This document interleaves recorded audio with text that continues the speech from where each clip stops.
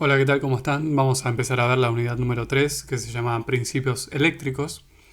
En realidad, lo que va a ser nuestro objeto de estudio son los interruptores, ¿sí?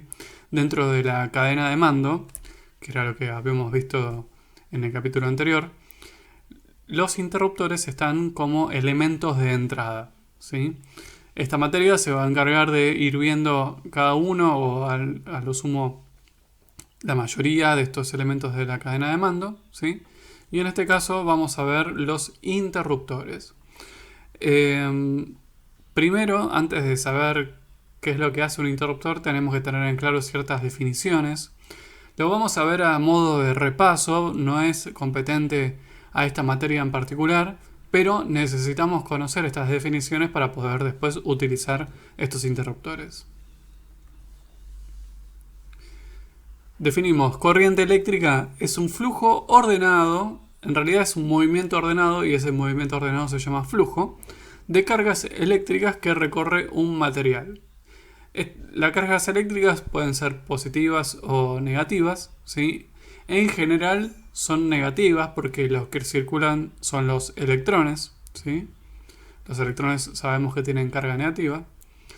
Y decimos que la intensidad de la corriente es la cantidad de cargas que fluyen por unidad de tiempo. O sea, la corriente eléctrica son las cargas que se mueven y la intensidad de corriente son cuántas cargas se están moviendo en la sección del conductor por cada unidad de tiempo. Tiene una unidad de medida, la intensidad de la corriente, que es el ampere o amperio. Y un ampere serían como 6 trillones de cargas por segundo, ¿sí? Cuando se aplica una fuente de tensión externa, por ejemplo una batería, a los extremos de un material conductor se está aplicando un campo eléctrico. Es decir, cuando ustedes dentro de un conductor, como lo puede ser este, le aplican un campo eléctrico, se genera un desplazamiento de cargas que se llama corriente eléctrica, ¿sí? ¿Quién es el que genera ese campo eléctrico? Bueno, un generador puede ser de generador de tensión o puede ser un generador de corriente. ¿Qué quiere decir generador de tensión? Que va a tener una tensión fija, medida en volts, no importa la carga que se le ponga. Si yo le pongo una resistencia, una lamparita, un motor, un generador de tensión ideal, no real, sino ideal, va a mantener su tensión fija. Por ejemplo, si es de 12 volts, no importa lo que yo le conecte acá, siempre va a mantener 12 volts. Los generadores de tensión pueden ser de corriente continua o de alterna. Los que vamos a usar nosotros van a ser en general de corriente continua, ¿sí? Y fíjense que estos símbolos son los que se utilizan en general en electrónica. En automatización, nosotros el símbolo de lo que sería la fuente de alimentación o el generador lo vamos a tomar como esto: dos bornes, y vamos a señalizar más 24 o más 12 según lo que necesite nuestro circuito, y el otro punto a 0 volts. Sabemos que para que exista una corriente eléctrica tiene que haber un flujo de cargas que vayan desde un borne hasta el otro borne. Si ese circuito no se completa, no hay corriente. Acá vemos en la animación que la corriente eléctrica va desde el borne negativo hasta el borne positivo. En este caso sería sentido antihorario. Esto es lo que sería el flujo eléctrico de los electrones. Ahora bien, este es el sentido real de la corriente. Existe un sentido convencional de la corriente que es en sentido contrario, de positivo a negativo. En general, para analizar a los circuitos se utiliza el sentido convencional de la corriente. Bien, dijimos entonces que definimos qué es la corriente, definimos que esa corriente es una consecuencia de haber aplicado un campo eléctrico. Ahora bien, necesitamos de alguna manera controlar que pase o no pase esa intensidad de corriente. Para eso existen los interruptores. Un interruptor eléctrico es un dispositivo que permite desviar o interrumpir el flujo de una corriente eléctrica. En este caso, lo que sería un interruptor común y corriente, lo único que hace es interrumpirlo. Es decir, tiene dos estados posibles. Tiene un estado cerrado, es decir, cuando la corriente puede pasar a través de él, o un estado abierto, cuando la corriente no puede pasar.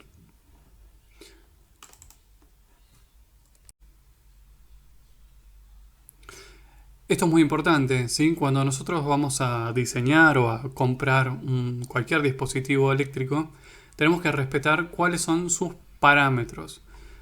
Cada dispositivo va a tener parámetros diferentes, o sea, los criterios de diseño que tenemos que usar son diferentes en cada dispositivo.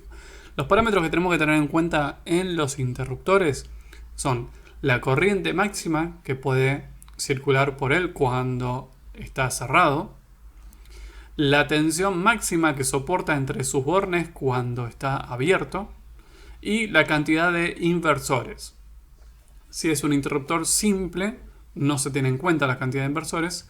Ahora bien, si sabemos que es una llave inversora, primero vamos a definir qué es una llave inversora y después vemos qué significa cantidad de inversores. Dijimos acá en la definición que un interruptor puede ser algo que interrumpe la corriente eléctrica o que la desvía. Una llave inversora es como si fuesen dos interruptores en uno, en donde tenemos tres bornes, un común, un normal abierto y un normal cerrado. Normal abierto o normal cerrado quiere decir en qué estado está esa llave, si está en reposo, es decir, si yo no la estoy tocando o no le estoy haciendo nada. Entonces tenemos por un lado una llave cerrada entre el común y el normal cerrado y una llave abierta entre el común y el normal abierto. Si yo cambio de estado se invierte y voy a tener una llave cerrada entre el común y el normal abierto y una llave abierta entre el común y el normal cerrado. Esto es el símbolo de la llave inversora. Acá vemos un esquemita en donde tenemos este borne sería el común, esto sería el normal abierto y esto sería el normal cerrado. Y esto sería una especie de batería. En este caso, así como está, la corriente está circulando por acá, viene por la lámpara de abajo, pasa por la batería y pasa por el común. Es decir, en este caso se prendería la lamparita de abajo. Si yo cambio de estado, la parte móvil sería esta chapita, que se llama actuante. Cambio de estado, ahora queda unida este borne del medio que se llama común con la chapita de arriba. Por lo tanto, la corriente va a circular por acá, pasa por esta lamparita y vuelve al común. Por lo tanto, se va a prender la lamparita de arriba y la de abajo se va a apagar. Por eso se llama llave inversora, porque tiene dos salidas posibles y una es la inversa de la otra. Cuando una está prendida, la otra está apagada, y cuando una está apagada, la otra está prendida. Si vemos en los parámetros la cantidad de inversores, la cantidad de inversores es cuántos comunes tiene y por lo tanto también cuántos normal abierto con cuántos normal cerrado. Esto sería el símbolo de una llave inversora simple. Puede ser una llave doble inversora en donde voy a tener dos comunes, dos normal abierto y dos normal cerrado. O una llave triple inversora o cuádruple inversora u octuple inversora. Cuando tengo más de un inversor en una llave, no tienen un vínculo eléctrico entre los inversores, pero sí un vínculo mecánico. Es decir, todos cambian de estado al mismo tiempo, pero la corriente no circula, por ejemplo, de un común al segundo común. Hay distintos tipos de interruptores. Acá les puse los símbolos de los más comunes o los que más se utilizan. Lo que serían los interruptores genéricos son aquellos en el que yo no tengo acceso directo a cambiar su estado, sino que dependen de, por ejemplo, en un relé depende de otra cosa o tienen un accionamiento más abstracto que no sea estrictamente lo mecánico de tocar con el dedo. Después tenemos los más comunes, los que uno está acostumbrado a manejar, son los pulsadores o llaves. La diferencia entre pulsador y llave es que el pulsador no tiene retención, es decir, el pulsador está en un estado de reposo, en este caso su estado de reposo es normalmente abierto, es decir, si yo no lo estoy tocando, la llave está abierta, presiono y cuando suelto con el dedo vuelve a su estado original. En cambio, la llave, cuando yo la presiono, no vuelve a su estado original, sino que queda retenido en ese cambio de estado. Es lo que sería, por ejemplo, una tecla de una casa para prender la luz común y corriente. Si yo quiero volver al estado original, tengo que volver a tocarlo. Fíjense que es levemente diferente el símbolo. Después tenemos final de carrera, sería una especie de pulsador, pero está preparado mecánicamente para, en vez de ser accionado por un usuario, ser accionado por una máquina o una parte de una máquina que llega hasta cierta posición. Por eso se llama final de carrera. Esto es muy común encontrarlo, por ejemplo, en ascensores o en portones, en donde, por ejemplo, cuando el ascensor pasa por determinado piso o cuando el portón de un garage se termina de abrir o se termina de cerrar, acciona a este final de carrera y lo abre o lo cierra, depende. Este conmutador giratorio ahora vamos a ver una foto de cada uno de estos como ejemplo. El conmutador giratorio sería estos botones de stop de emergencia, en donde para accionarlo tiene una retención, sería una llave. Para accionarlo es como un golpe de puño y quedan retenidos. Y para volver a liberarlo para su estado original tengo que girarlo. Bueno, este es el símbolo de llave inversora, ya lo vimos, tiene 3 contactos, el común, el normal cerrado y el normal abierto. En esta fila les puse lo que serían los normales abiertos y estos serían lo mismo pero en normal cerrado. La diferencia está en cuál es su estado cuando está en reposo. Es decir, si el pulsador normal abierto no lo estoy tocando, quiere decir que hay una llave abierta. Y el pulsador normal cerrado, si yo no lo estoy tocando, en su estado de reposo es una llave cerrada. Y cuando lo presiono, se transforma en una llave abierta. Bueno, final de carrera lo mismo, conmutador giratorio lo mismo. Y una llave selectora es una especie de llave inversora, pero que tiene muchas salidas. En general, la llave selectora lo podemos ver con una forma de palanca para girar. Ahora vamos a ver un ejemplo físico real de cada uno de ellos.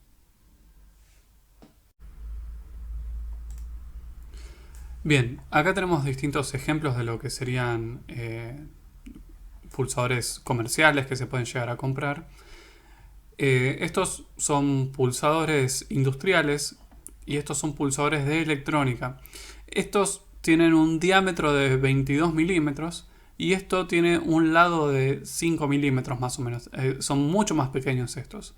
Fíjense que en los parámetros hay mucha diferencia. En esto estamos en el orden de los 5 o 10 amperes y acá estamos en el orden de los 50 miliamperes.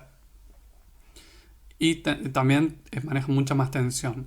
No solo manejan más tensión y más corriente estos que estos, sino que además tienen más confiabilidad y más robustez. Esto sería 2 pulsadores en uno, en un mismo encapsulado. Estos se utilizan más que nada para lo que es los circuitos de marcha parada, que es para darle arranque o stop a una máquina. Después en capítulos posteriores vamos a ver cómo son esos circuitos. Esto es lo que yo les comentaba de este interruptor que gira, lo que acá le llamamos conmutador giratorio. Es un botón que tiene una especie de botón de pánico o botón de stop, donde se acciona con un golpe de puño y para liberarlo, fíjense que tiene unas flechitas, para liberarlo tengo que volverlo a girar. Estos son llaves selectoras, como les había comentado, tienen una especie de palanca, puede ser accionado con una leva o puede ser accionado con una llave, hay distintas cosas. Acá se llega a apreciar que son múltiples inversores, o sea, tienen más de un inversor. Habíamos dicho que una llave inversora es el conjunto de un común, normal cerrado, normal abierto. Estos tienen varios juegos, por ejemplo acá se ve que esto sería una triple inversora, tiene 3 comunes, 3 normal abierto y 3 normal cerrado. Y estos son finales de carrera. Estos son finales de carrera de tipo industrial o de bajo nivel. Bajo nivel quiere decir que es de menor corriente, de menor tensión y que además soportan menos, son menos robustos desde el punto de vista mecánico. Por ejemplo, esto es lo que se podía llegar a utilizar en un ascensor, cuando el ascensor en sí pasa por un piso, empuja a esto. Fíjense que estos rodillitos están representados en el símbolo con este circulito.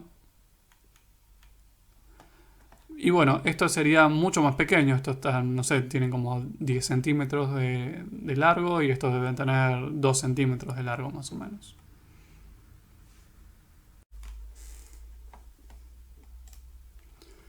Bien, los utilizadores serían aquellos componentes que van a aprovechar la energía de nuestro circuito.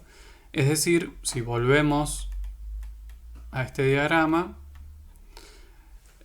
nosotros estamos estudiando lo que son los interruptores como elementos de entrada, o sea, en la parte de control. Ahora, no tiene mucho sentido ver esto independientemente si no es dentro de todo un circuito. Y para probar estos circuitos vamos a utilizar algunos elementos de trabajo o elementos de salida que nosotros le vamos a llamar utilizadores. Por ahora, solamente como utilizadores, vamos a usar o una resistencia, o una lámpara, o un LED.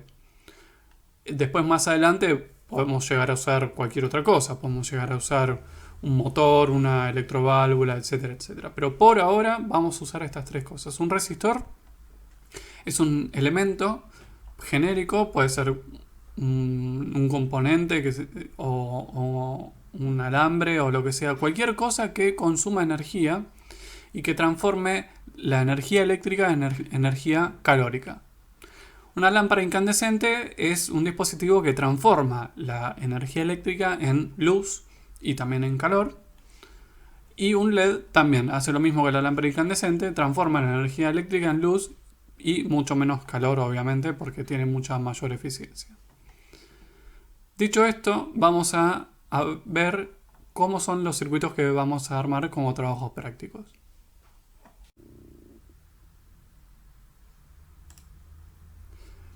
Entonces, en este capítulo vamos a hacer dos circuitos. El primero responde a lo que sería un mando directo. Mando directo se le dice cuando la etapa de control está conectada directamente al utilizador. En este caso, es un circuito bien simple. Va a ser un pulsador que le vamos a llamar S1, es un pulsador normal abierto. Y el utilizador va a ser una lámpara que la vamos a llamar L1. Esto nos sirve también para empezar a ver lo que sería la cadena de mando y que habíamos hablado en el capítulo anterior que la cadena de mando marca en dónde voy a dibujar cada uno de los elementos del circuito. Es decir, voy a poner la parte de control del lado de arriba y la parte de salida del lado de abajo. Si yo tuviese más de un elemento, por ejemplo como si fuese en el circuito 2, si tengo dos pulsadores, voy a poner los dos pulsadores a la misma altura y los dos utilizadores a la misma altura. Es decir, la posición respecto a la posición vertical me va a determinar si está en una etapa de control o en una etapa de adaptación, que en este caso no lo tenemos, o en una etapa de salida.